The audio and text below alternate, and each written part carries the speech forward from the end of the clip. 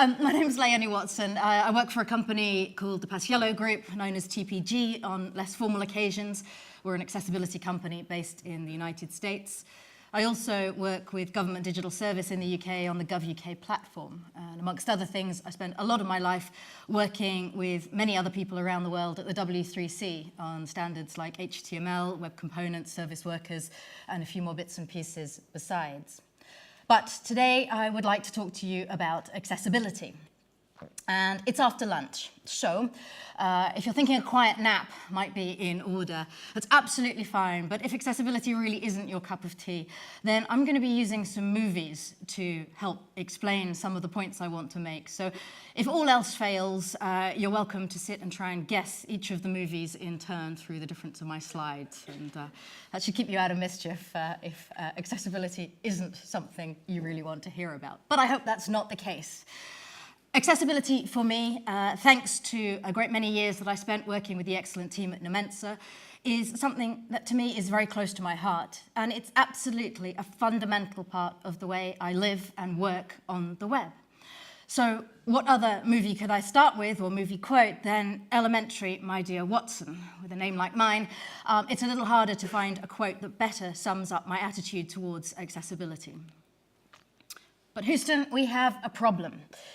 Actually, accessibility has several problems, and I want to try and address some of those, because to many people, accessibility has a pretty bad reputation, and it's come about for a variety of different reasons. The greatest trick the devil ever pulled was convincing the world that he didn't exist, and that's how a lot of people think about accessibility. It doesn't affect me. I've never met anybody who has a disability. I don't think I really have anyone in my target audience. User research failed to identify disabled people within our target audience. All of these reasons seem, to some extent, valid reasons as to why you might not want to think about accessibility. But they're simply not true. Many people with disabilities don't self-identify as having a disability. So just because they didn't put their hand up during your user research and say, hey, I'm here, doesn't mean that they're not actually there trying to use your product in the first place. So don't be fooled by an apparent absence of people with disabilities in your target audience. Trust me, they are out there, I guarantee it. Let's go to the Winchester, have a pint, and wait for all this to blow over. People think accessibility is maybe about older people and other people. Actually, if you think about accessibility at all, do one thing and think about your future self. My friend and colleague at TPG gives an excellent talk called Selfish Accessibility. And he talks about the many reasons why accessibility is good for you right now and in the future. You might be sitting in bed trying to sneakily catch up on Facebook, and you might want to look at a video without disturbing your other half who's quietly snoring in the bed next door to you. So captions are really useful, a basic accessibility feature. As we get older, it's a sad truth that things are going to change. We're not going to hear as well, we're not going to see as well, we're probably not going to be able to coordinate our motor control as well. And trust me, we are the people now designing products for the current web. If and when the time comes that we need more accessibility as we get older, we are going to have no patience with young designers and developers who still don't give us the accessibility that we need to carry on using the web in the way that we've become accustomed to. So accessibility is not a thing to wait for it to blow over. It's about you here and now, and it's about you in the future, as well as people with disabilities. I'm sorry, Dave. I'm afraid I can't do that. People will give you lots of reasons why they can't do accessibility. We haven't got the money, we haven't got the time, we haven't got the experience, lots of different reasons. And depending on your circumstances, some of them will be relevant and others will not be so much. But you'll be really surprised when you get down to it, just how easy it is to work around many of the "but I can't do that" reasons that you're likely to hear. And we'll look at some of those in a few slides' time. Frankly, my dear, I don't give a damn. You do actually hear this. I have met people who just say, nah, screw it, don't really care about accessibility, it's not that important. And the instinctive reaction, particularly from someone like me who has a disability, is to be, well, fine, thanks, that's not really very friendly. But the truth of the matter is that when people come out with things like that, they're not doing it because they genuinely don't care. Most often they're doing it because they don't know about accessibility, they don't understand what it means, they're so very afraid of getting it wrong because of the implications of what that might mean, that they kind of get a bit just sort of, nah, anti, let's not do it. If I don't do it, then I don't try and I don't fail and it doesn't matter. But that's really not the case. Hello, my name is Inigo Montoya. You killed my father. Prepare to die. This is how a lot of people see those of us in the accessibility profession. And to be perfectly honest, we've only got ourselves to blame. Going back over the 15-odd years that I've been working in accessibility, we've been through times where we've published league tables that told everybody just how bloody badly they were doing at accessibility. We've told them that they were failing guidelines, failing conformance, that they were going to get sued, that they were going to get dragged through the press, and to some extent, possibly, those things may well all be true. But it isn't a lesson in how to win friends and influence people. It's much better if you can encourage people and say, hey, you guys did this really, really well. You could do these couple of things a little bit better, and here's how. But we all know the carrot works far better than the stick. But if you've ever been on the wrong end of the accessibility police, and believe me, I've been guilty of being the accessibility police in my time, I'm really sorry. On behalf of my community and my industry and my profession, I'm really, really sorry. We got that wrong, but we are trying to do better. So I hope you'll meet us halfway, and together we can find some better solutions. I'm not bad, I'm just drawn that way. One thing I have discovered over many years of talking to designers, developers, UX practitioners, content producers, even project managers and account managers, is that generally people are good. They want to do things the right way. They want to create products that are beautiful, interactive, and accessible to as many people as possible. So intentions almost always are there in everybody's kind of goals and minds. But there are some myths that we have to deal with. Aristotle was Aristotle was not Belgian. The central tenet of Buddhism is not every man for himself, and the London Underground is not a political movement. Accessibility is a lot like this. There are a lot of myths and misconceptions out there that sometimes were true in the past but are no longer, and others that have never been true. Gentlemen, you can't fight in here. This is the war room. There's this idea that accessibility exists in conflict with all other parts of the process, that you can't have something that's beautiful in terms of creative design, that something that's functional and interactive and exciting to use if it has to be accessible. That really isn't true. It's just a slight readjustment in thinking.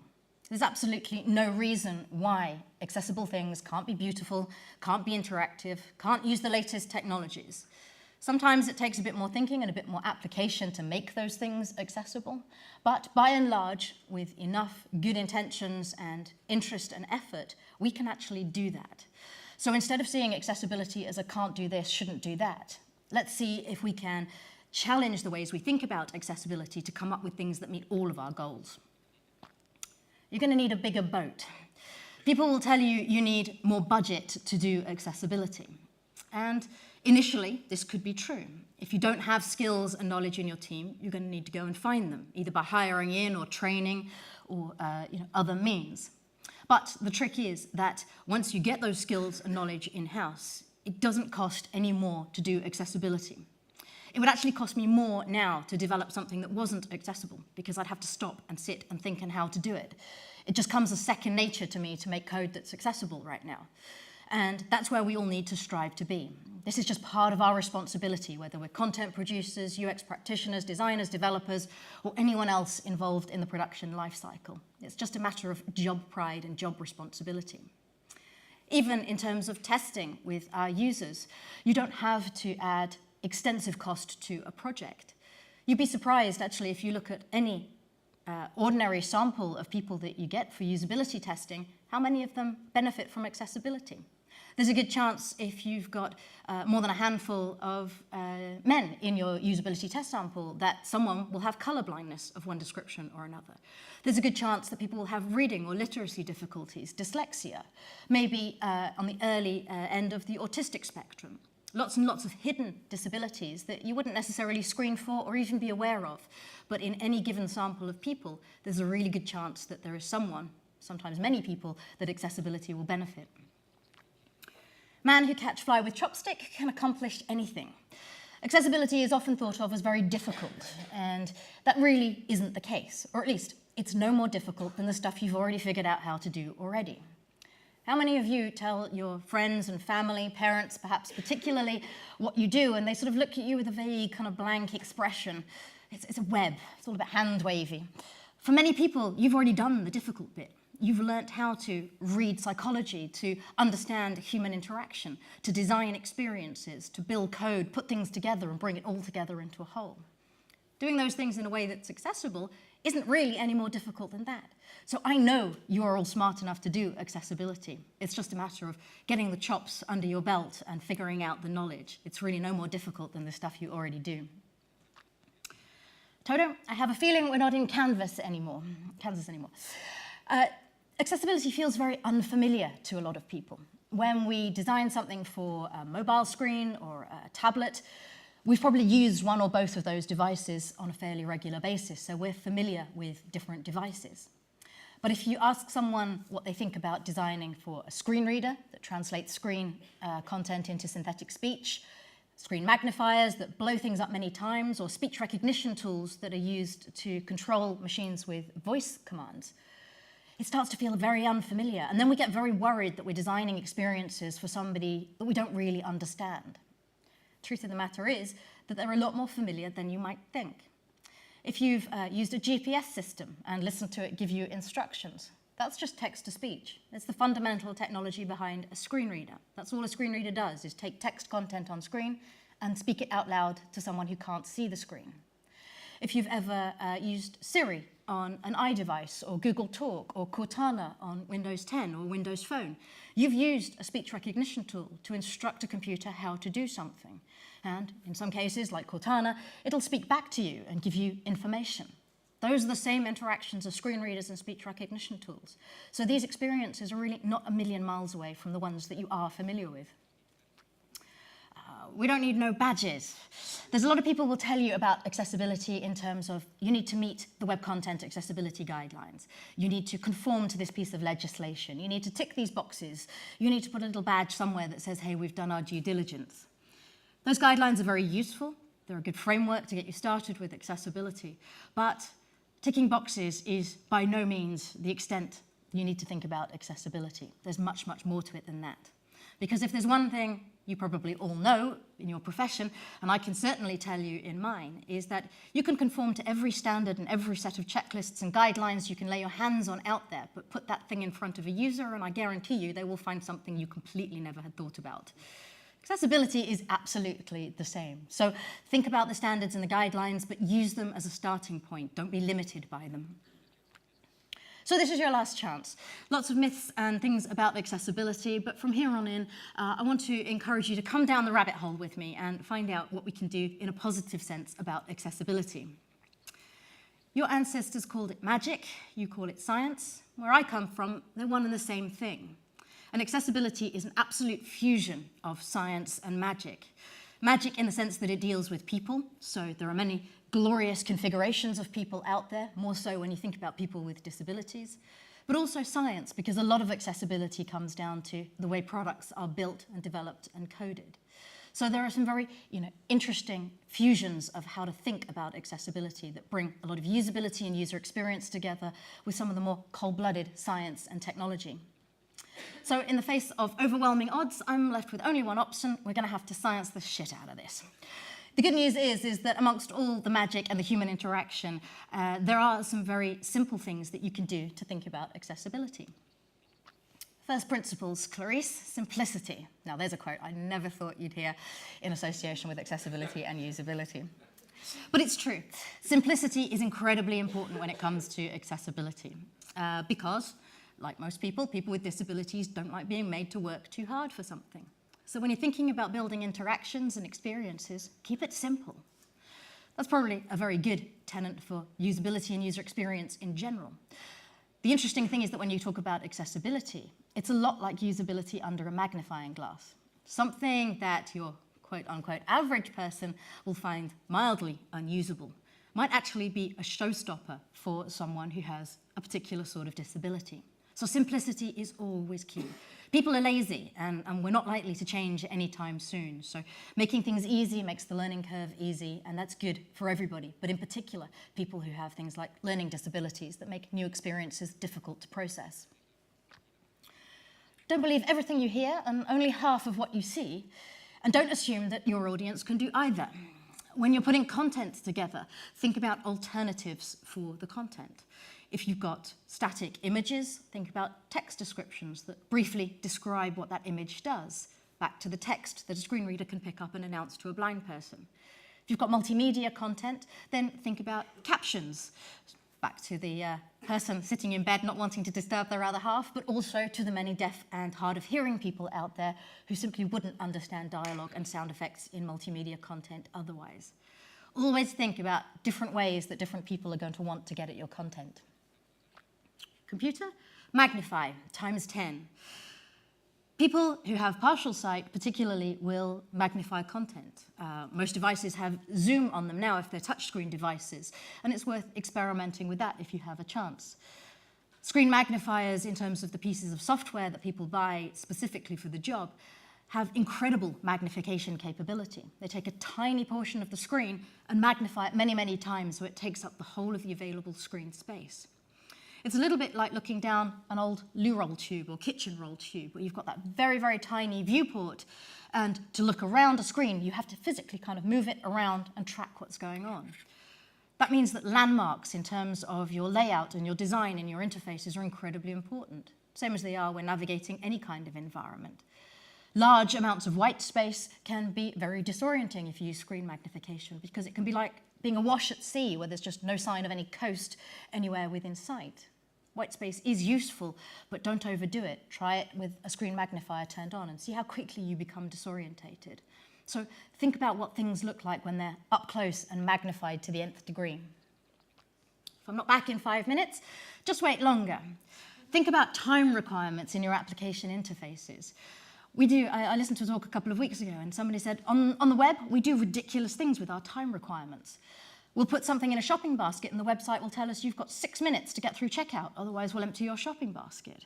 Why would we do that? Why would we do that at all? But if you are someone who is physically disabled, for example, and uses a head wand, that's a little stub that is attached to someone's forehead by a band, and to navigate anywhere, they have to use their head to tap keys on a very simplistic cut-down keyboard.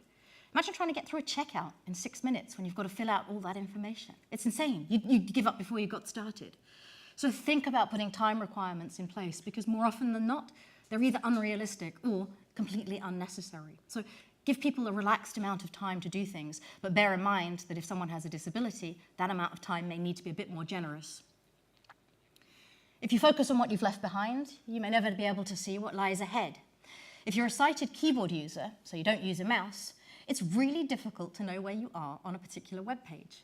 What you need to do in terms of creative design and interaction design is make it really obvious when focus is on a particular link or form field or other interactive component.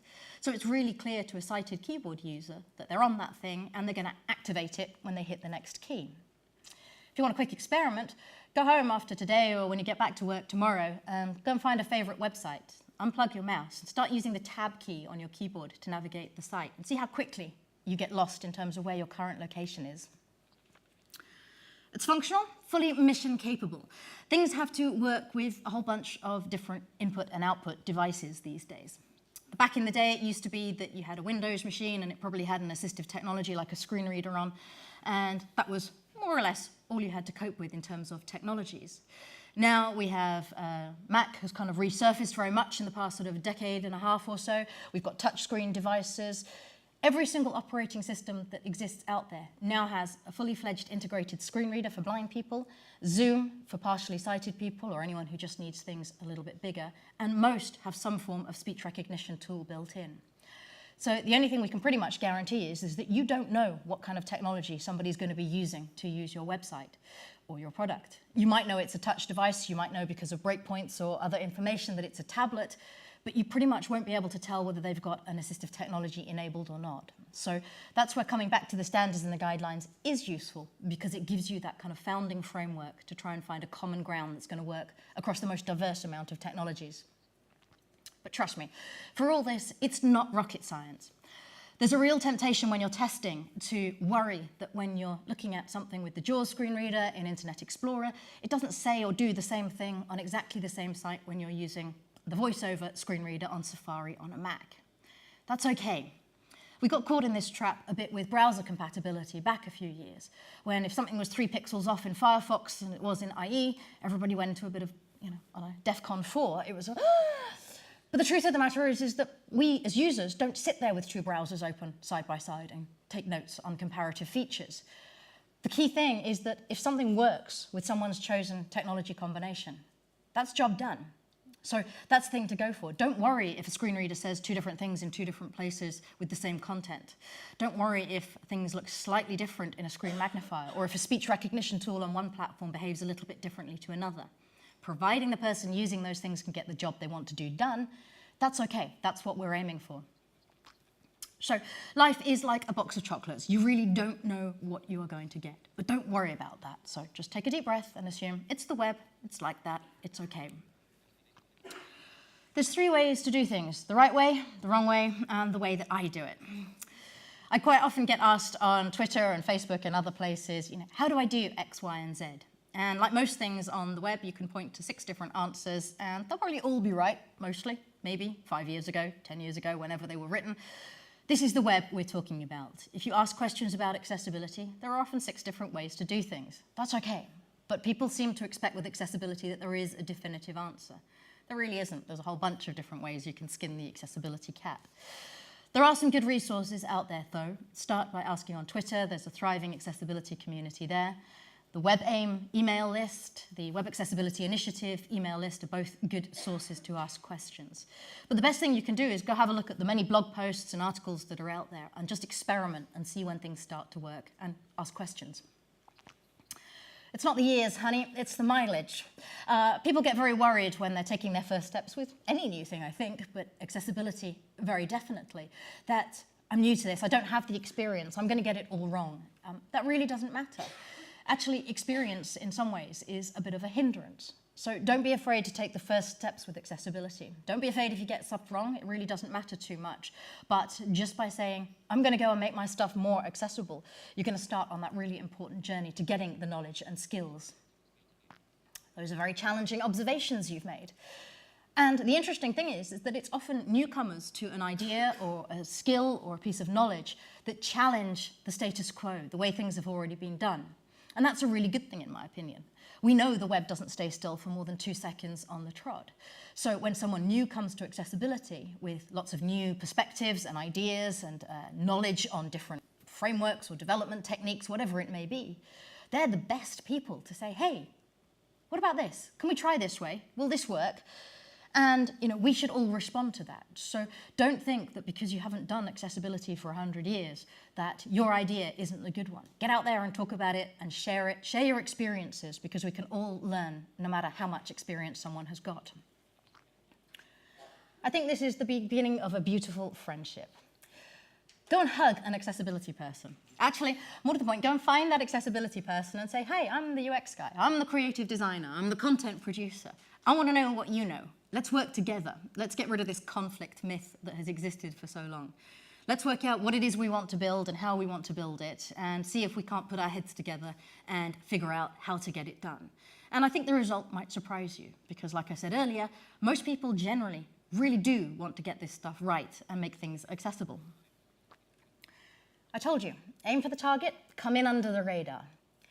I often get asked, how do I convince my project manager, my financial people, my client, my name your bean counter, that we need to do accessibility?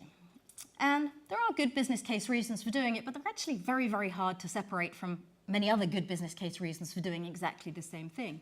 It's almost impossible to separate where accessibility benefits the business case as opposed to usability, for example. They're too inextricably linked. So my answer is generally, don't ask. Just sneak it in under the radar. It is part of all our job responsibilities, I mentioned that before. So just get a little bit more accessible in everything you do every day. Don't ask permission, because I can pretty much guarantee you that no one will ever complain that something is too accessible, that you've made it too easy for them to use. So even if it's just one little tiny itty-bitty change, go out there and make it happen without asking permission. You're only supposed to blow the bloody doors off. Take one step at a time. You don't have to do everything with accessibility all at once. If you change, say, for example, making stuff keyboard accessible, you will be helping hundreds, thousands, maybe even millions of people, depending on the product audience that you're looking at. If you put text descriptions, on images. You'll be helping every single blind person who happens to use your product or your app or your website. Just one of these little changes can make an extraordinary difference to the user experience for someone who has a particular disability. And that really can never be a bad thing. Of course, if you can make 2 changes, that's even more people you've helped. But one thing is a good place to start. And nobody is perfect. You don't have to do it all, and you don't have to get it absolutely perfect. If you ever find the person who develops a perfect thing on the web, come and find me, because we need to buy them a drink. There is no such thing as perfect in technology. Everything has bugs, it has issues, it creaks a bit if you turn it around too quickly, and accessibility is pretty much just the same. In fact, I generally think that perfect is often the enemy of good. If we can get to a good level of accessibility with the stuff we build, I'll call that a win, quite frankly. So don't think that it has to be perfect. Don't worry if it doesn't turn out to be perfect. Just do as much as you can. Providing it's a bit better than it was yesterday, that's a good step in the right direction. So it comes down to a simple choice, really. Get busy living or get busy dying. Again, think about your future selves. Go out of here today and decide that you're going to start changing the way that you do stuff, that you're just going to make incremental changes to make stuff a little bit more accessible every day, so that by the time you need accessibility, it's more built into our respective professions, and we're just doing it more by default. It becomes more and more elementary. I'll have what she's having. The more you start to do this, and the more your colleagues and your peers and your contemporaries become aware that you're taking accessibility seriously, the more they'll want to know what it is you know that they don't. I've seen this in action. GDS, accessibility is one of our core design principles. We started off, there were maybe 15, 20 people. There are now 450 odd, a handful of years later. But the original culture of just taking personal and job pride in making something accessible has completely rubbed off. Everybody within that department sees it just as part of stuff they do every day. That cultural impact has been absolutely huge. And it all starts with you. If you can go out there and make other people think that you take it importantly, then they'll want to start doing the same. Oh my gosh, look at that unicorn. He's so fluffy, I'm gonna die. This is how I think about accessibility. Actually, it's how I think about the web, but the two are completely and inextricably linked in my mind. I can't use the web, I can't work on the web if it isn't for accessibility. And this is how I feel about it. I love the fact that it's this crazy, hectic, insane, nuts, just bonkers place where we can get up in the morning, and we've done this for the past 20 years, and said, today I'm going to create, I don't know, a rocket ship on canvas in a browser, because nobody's ever done it before, and I think that's a good enough reason for doing it. Just do that with a bit of accessibility thrown in for good. Go out there, live the frontier kind of lifestyle of the web. Make the most of all the energy and the creativity that exists out there, but just do so with accessibility in the back of your mind. And then carpe diem. Make yourselves extraordinary. More to the point, think about accessibility, and please make your technology extraordinary too. Thank you.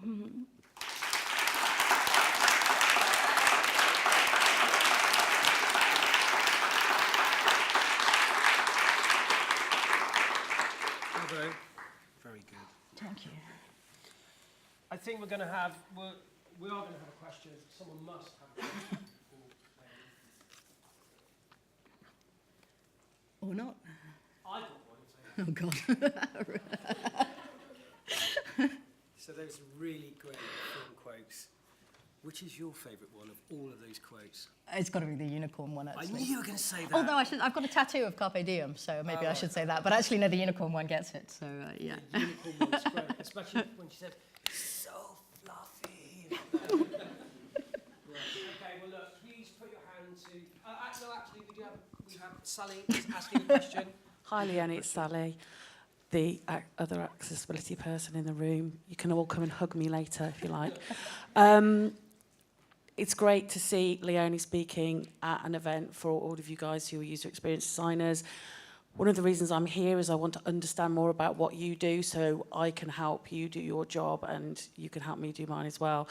Leonie, is there any other way you think we can get us working more closely with user experience designers? Apart from just going and giving your accessibility person on the team if you've got one a hug, getting together in the forums where we all respectively hang out, I think, is a great place to start. I'm guessing there must be many forums online where UX people hang out that may or may not have accessibility thinking people in there. Of course, sometimes they're one and the same people, but I think if we can spend more time in each other's company, then we'll just absorb more of each other's thinking and understand the challenges that we respectively face, and have a better chance of finding solutions. I think keep talking. Great. Put your hands together for Léonie. Thank you.